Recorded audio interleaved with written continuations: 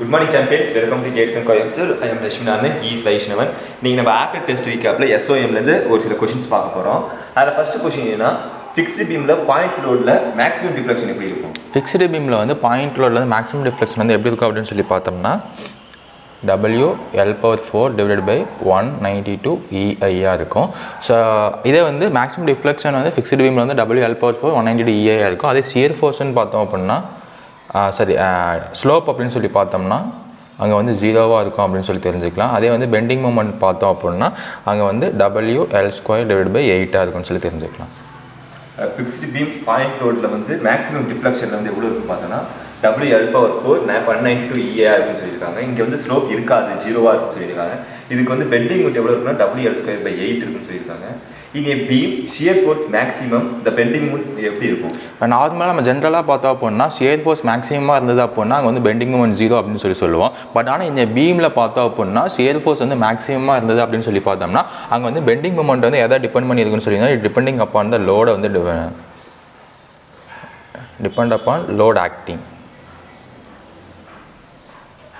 So அங்கே என்ன load act ஆகுது அந்த பீம் என்ன டைப் ஆஃப் பீம் இது ரெண்டையும் கன்சிடர் பண்ணி தான் வந்து அங்கே வந்து ஷியர் ஃபோர்ஸ் மேக்ஸிமமாக இருக்கும்போது பெண்டிங் மூமெண்ட் வந்து எப்படி இருக்குன்னு சொல்லி நம்மளால சொல்ல முடியும். இந்த பீமில் வந்து ஷியர் ஃபோர்ஸ் மேக்ஸிமமாக இருந்தால் பெண்டிங் மூமெண்ட் எப்படி இருக்குன்னா அது வந்து லோடை டிபெண்ட் பண்ணியிருக்குன்னு சொல்லி ஆக்டிங் வந்து லோட் டிபெண்ட் அப்படின்னு சொல்லியிருக்காங்க.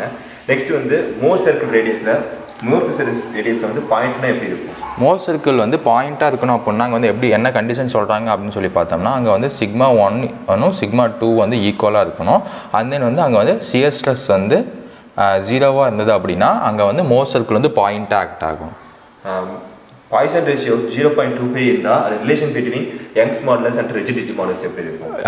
இப்போ நமக்கு வந்து இதுக்கான ரிலேஷன் மியூ ஜி அண்ட் ஈயோட ரிலேஷன் பார்த்தோம் அப்படின்னா என்னென்னா E = 2G 1 + மியூ தான் வந்து இதோட ரிலேஷன். ஸோ இதில் வந்து நமக்கு ஜிக்கும் ஈக்கும் ரிலேஷன்ஷிப் கேட்குறாங்க.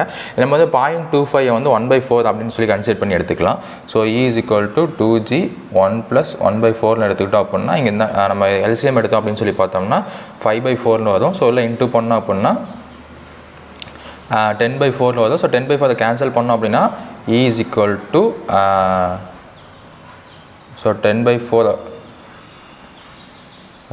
10/4G அப்படின்னு சொல்லி வரும். ஸோ இதை கேன்சல் பண்ணோம்னா என்ன வரும் அப்படின்னு சொல்லி பார்த்தோம்னா 5/2ன்னு சொல்லி வரும். ஸோ ஃபைனலாக எப்படி வருதுன்னு சொல்லி பார்த்தோம்னா E = 0.4 G = 0.4 Eன்னு சொல்லி வரும். நமக்கு வந்து மியூக்கும் மியூ = 0.25 கொடுத்துட்டாங்க. ரிலேஷன் பிட்வீன் ஜிக்கும் ஈக்கும் கேட்டுருக்காங்க. நம்ம அதை சப்ஸ்டியூட் பண்ணும்போது நம்ம 0.25னா நமக்கு 1/4ன்னு வருது. அதை நம்ம சப்ஸ்டியூட் பண்ணும்போது E/5/10ன்னு இருக்கும். இதை வந்து எப்படி நம்ம கொண்டு வரணும்னா நமக்கு வந்து ஜி தேவை. அதனால அந்த பக்கம் போகும்போது 4/10 வரும். அது வந்து நமக்கு எப்படி கிடைக்கும்னா 2/5 கிடைக்கும். 1/5னா 0.2, 2/5னா 0.4. அதுதான் ஜியோட வேல்யூ சொல்லியிருக்காங்க. நெக்ஸ்ட் வந்து கேன்டிலிவர் பீமில் கேன்டிலிவர் பாயிண்ட் லோட UDL எப்படி இருக்கும்? கேன்டிலிவர் பீமில் வந்து பாயிண்ட் லோட் ஆக்ட் ஆகும். கேன்டிலிவர் பீமில் வந்து UDL ஆக்ட் ஆகும்போது வந்து அங்கே வந்து மேக்ஸிமம் டிஃப்ளெக்ஷன் வந்து எப்படி இருக்கும் அப்படின்னு சொல்லி கேட்குறாங்க. கேன்டிலிவர் பீமில் UDL ஆக்ட் ஆச்சு அப்படின்னா WL/4 டிவைடட் பை 8 EI தான் வந்து மேக்ஸிமம் டிஃப்ளெக்ஷனுக்கான ஃபார்முலா. இதுவே ஸ்லோப்புக்கு பார்த்தோம் அப்படின்னா எப்படி இருக்குன்னு சொல்லி பார்த்தோம்னா WL³ டிவைட் பை 6 EIயாக இருக்கும். அதே பெண்டிங் மூமெண்ட் பார்த்தோம் அப்படின்னா WL டிவைட் பை 4ஆக இருக்கும், 2ஆக இருக்கும். WL² டிவைட் பை 2ஆக இருக்கும். கேன்டிலிவர் பீமில் வந்து பாயிண்ட் லோட UDL ஆக்ட் ஆகுனா அங்கே மேக்ஸிமம் டிஃப்ளெக்ஷன் எவ்வளோ இருக்குன்னு சொல்லியிருக்காங்கன்னா WL/4 8 EIயாக இருக்குன்னு சொல்லியிருக்காங்க.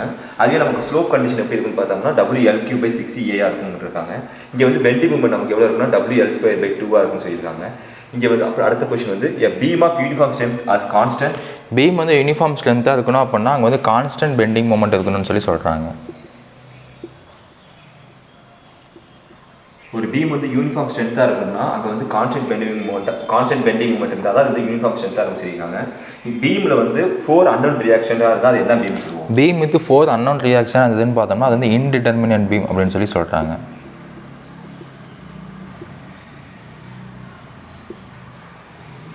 பீம் வந்து 4 அன்னோன் ரியாக்ஷன் மேலே இருந்துச்சுன்னா அது வந்து இன்டிடெர்மினன்ட் பீம்னு சொல்லியிருக்காங்க.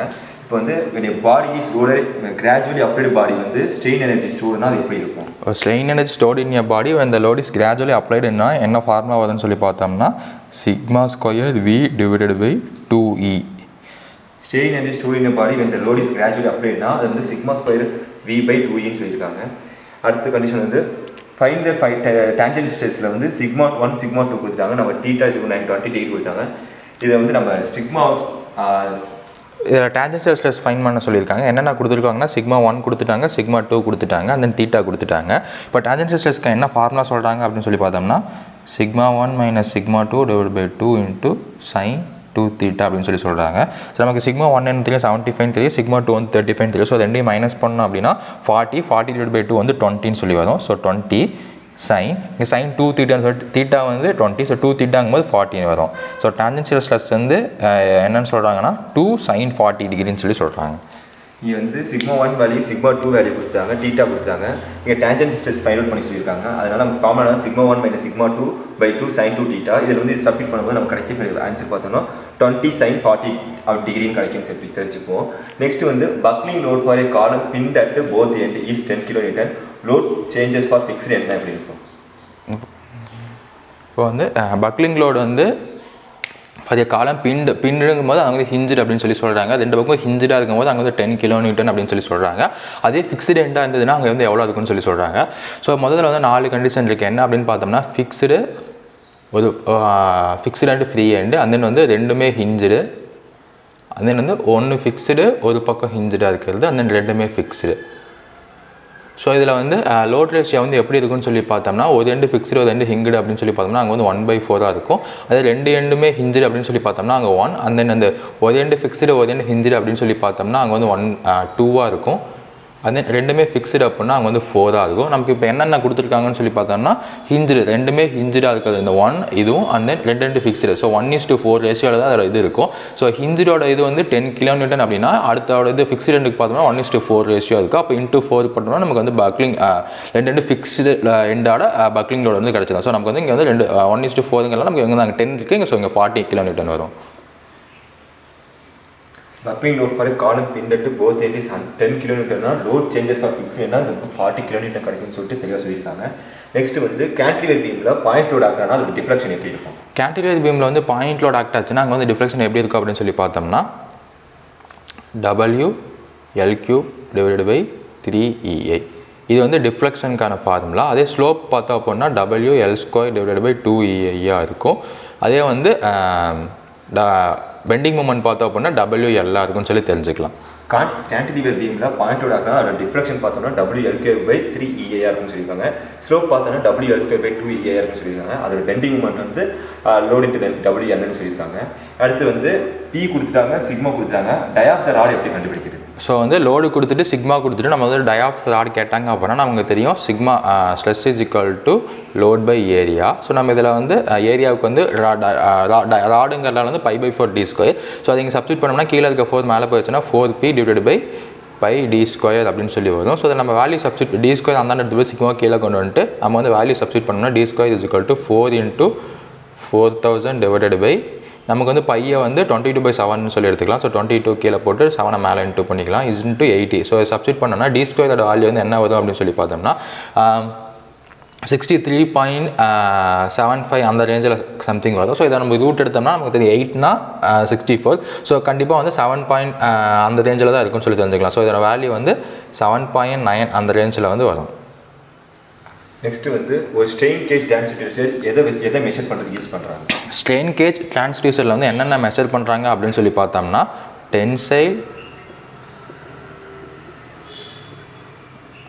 Tensile torsion and compression force வந்து மெஷர் பண்ணுவாங்கன்னு சொல்கிறாங்க. ஸோ இதே நம்ம வச்சுக்கலாம். ஃபஸ்ட்டு டென்சைலில் மெஷர் பண்ணுவாங்க, அந்த இதில் இருக்க CA வச்சு 2 டென்சைல் அண்ட் கம்ப்ரெஷன் ரெண்டுமே மெஷர் பண்ணுவாங்கன்னு சொல்லி தெரிஞ்சுக்கலாம். ஸ்ட்ரெயின் கேஜ் டிரான்ஸ்டியூசர் எதுக்கு யூஸ் மெஷர் பண்ணுறாங்கன்னா டென்சைல் டார்ஷனும் கம்ப்ரெஷன் ஃபோர்ஸையும் மெஷர் பண்ணுறதுக்கு ஸ்ட்ரெயின் கேஜ் டிரான்ஸ்டியூசர் யூஸ் பண்ணுறாங்க தெரிஞ்சுப்போம். நெக்ஸ்ட் வந்து stiffness of spring can be increased by stiffness of the spring வந்து இன்க்ரீஸ் பண்ணணும்னா என்ன சொல்கிறாங்க அப்படின்னு சொல்லி பார்த்தா நமக்கு ஸ்டிஃப்னஸ் ஃபார்முலா என்ன அப்படின்னு சொல்லி பார்த்தோம்னா del is equal to GD/4 divided by EDQ cube N. So இதுதான் வந்து ஃபார்முலா. ஸோ இதனாலே நமக்கு தெரியும் என்னங்கிறது வந்து நம்பர் ஆஃப் டேர்ன்ஸு. ஸோ வந்து ஸ்டிஃப்னஸ் வந்து inversely proportional to number of டேர்ன்ஸாக இருக்குது. அப்போ வந்து ஸ்டிஃப்னஸ் இன்க்ரீஸ் ஆகணும் அப்படின்னா நம்பர் ஆஃப் டேர்ன்ஸ் வந்து டிக்ரீஸ் ஆகணும்னு சொல்லி தெரிஞ்சுக்கலாம். ஸ்டிஃப்னஸ் ஆஃப் ஸ்ப்ரிங் ஃபார்முலா என்னன்னா GD power 5 by 8 ED cube power n 8 D cube n சொல்லியிருக்காங்க. இப்போ வந்து நமக்கு டிஃப்ளெக்ஷன் இன்க்ரீஸ் ஆகும்னா நமக்கு நம்பர் ஆஃப் டேர்ன்ஸ் வந்து டிக்ரீஸ் ஆகணும், நமக்கு ஸ்டிஃப்னஸ் இன்க்ரீஸ் ஆகும், டிஃப்ளெக்ஷன் இன்க்ரீஸ் ஆகும்னு தெரிஞ்சுப்போம். நெக்ஸ்ட் வந்து நமக்கு வந்து property cantilever is indeterminate externally to. இது வந்து என்ன property cantilever is indeterminate externally டுனா என்னன்னு சொல்கிறாங்கன்னா செகண்ட் டிகிரி அப்படின்னு சொல்லி சொல்கிறாங்க. இது இந்த proper cantilever is indeterminate externally to second degree வரையும் சொல்லியிருக்காங்க. நெக்ஸ்ட் வந்து சிக்மா 1 கொடுத்துட்டாங்க, சிக்மா 2 கொடுத்துட்டாங்க, சிக்மா 3 கொடுத்தாங்க. மேக்ஸிமம் சிஎஸ்எஸ் ஃபைண்ட் அவுட் பண்ணுறதுக்கு என்ன ஃபார்ம்? இதில் வந்து நம்ம மேக்ஸிமம் சிஎஸ்எஸ் ஃபைண்ட் பண்ணுறதுக்கு என்ன ஃபார்முலா அப்படின்னு சொல்லி கேட்குறாங்க. நமக்கு நார்மலாக மேக்ஸிமம் சிஎஸ்எஸ் ஃபைண்ட் பண்ணுறதுக்கான ஃபார்முலா தெரியும். Sigma 1 minus sigma 2 divide by 2 போட்டோம்னா நமக்கு வந்து மேக்ஸிமம் சிஎஸ்எஸ் வந்து ஃபைண்ட் பண்ணலாம். ஸோ பட் ஆனால் இங்கே வந்து சிக்மா 1 கொடுத்துருக்காங்க, சிக்மா 2 கொடுத்துருக்காங்க, சிக்மா 3 கொடுத்துருக்காங்க. ஸோ இது எப்படி ஃபைண்ட் பண்ணுறாங்கன்னு சொல்லி பார்த்தோம்னா ஃபஸ்ட்டு சிக்மா 1க்கும் சிக்மா 2க்கும் ஃபைண்ட் பண்ணுறாங்க. என்ன வருது அப்படின்னு சொல்லி பார்த்தோம்னா இப்போ வந்து sigma 1 minus sigma 2 divide by 2 போட்டோம்னா 80 டிவைட் பை 50, 50 டிவைட் பை 2 வந்து 25ன்னு சொல்லி வருது ஃபஸ்ட்டு இது பண்ணும்போது. நெக்ஸ்ட் இது பார்த்தோம் அப்படின்னா 30 மைனஸ் இன்ட்டு மைனஸ் 40ங்கும் போது 80 டிவைட் பை 2ன்னு சொல்லி வருது 40ன்னு சொல்லி வருது. ஸோ அதே சிக்மா 3க்கும் சிக்மா 1க்கும் பார்த்தோம்னா மைனஸ் 40 மைனஸ் 80 டிவைட் பை 2 போட்டோம்னா 120 வரும், 120 டிவைட் பை 2 வந்து 60 வரும். ஸோ நமக்கு வந்து இப்போ ஒவ்வொன்றுக்கும் சிஎஸ்எஸ் 25, 40, 16 இருக்குது. நமக்கு மேக்ஸிமம் சிஎஸ்எஸ் தான் கேட்டிருக்காங்க. ஸோ இப்போ வந்து அதிகமாக இருக்கோ அதை வந்து எடுத்துக்கணும். ஸோ இதுக்கு வந்து 60ங்கிறது தான் ஆன்சர் ஆகுது. Relation between 1/m CM cake சொல்லுங்கள். ஸோ இங்கே 1/m எதை சொல்லியிருக்காங்கன்னா பாய்சன் ரேஷியோ மியூவை தான் இங்கே வந்து 1/mன்னு சொல்லி டினோட் பண்ணியிருக்காங்க. அண்ட் தென் வந்து சிங்கிறது வந்து ரிஜிடிவ் மாடலஸ், ஜியை வந்து சின்னு சொல்லி டினோட் பண்ணியிருக்காங்க. கேங்கிறது வந்து பல்க் மாடலஸ். இல்லை என்ன ஃபார்முலா சொல்கிறாங்க அப்படின்னு சொல்லி பார்த்தோம்னா நமக்கு வந்து மியூ இஸ் ஈக்குவல் டு வந்து 1/m is equal to 3k minus c divided by 6k plus c. So இதில் என்ன சிங்கிறது வந்து 3k minus 2c 6k plus 2c 3k minus 2c divide by 6k plus 2c தான் வந்து இதுக்கான formula. Relation between Poisson ratio C and கேக்கு என்ன சொல்லியிருக்காங்கன்னா அது வந்து 1/m வந்து மியூன்னு சொல்கிறாங்க. அதுதான் Poisson ratio is equal to 3k minus 2c by 6k plus 2cன்னு சொல்லியிருக்காங்க. நெக்ஸ்ட் வந்து maximum shear stress induced in the wire of the circular section of the helical spring depends on. இது வந்து maximum shear stress induced in wire of your circular section of helical spring வந்து எதை depend பண்ணியிருக்கோம் அப்படின்னு சொல்லி பார்த்தோம்னா size of the cross section வந்து depend பண்ணியிருக்கோம் அப்படின்னு சொல்லி சொல்கிறாங்க.